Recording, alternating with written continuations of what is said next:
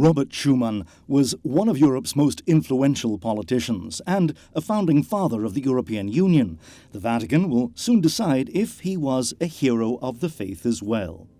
If that turns out to be the case, Schuman could be just one step away from beatification. Here we have a model of a man committed to the service of the common good. I believe he is an extraordinary example of charity and living in service of one's neighbor.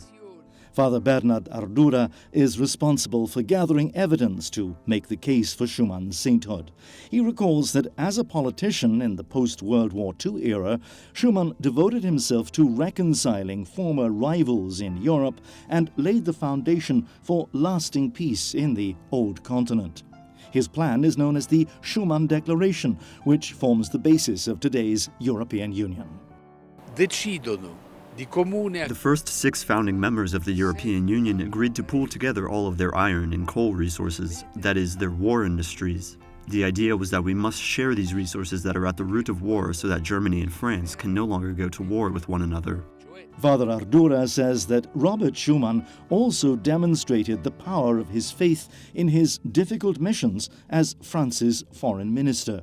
In a General Assembly of the United Nations in New York, he gave an extraordinarily powerful speech, addressing the representatives of the Soviet Union to accuse them of undermining democracy and the authority of the state through manipulating the Communist Party of various countries.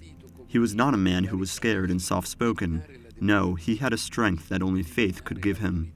To be declared a saint, the Vatican requires proof of a miracle performed through the candidate's intercession.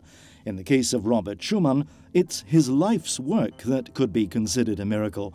It was by following his plan that Europe has continued to enjoy its longest period of peace in history.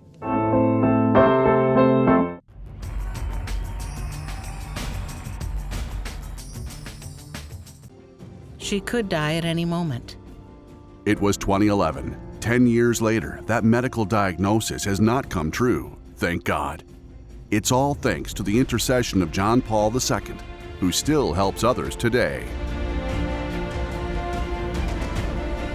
These cases are not the only ones. More than 15,000 testimonies of extraordinary favors attributed to Karol Wojtyła have reached the Vatican. Even a relic with a few drops of his blood gathers crowds in the streets and lead to countless new miracles. John Paul II is still alive.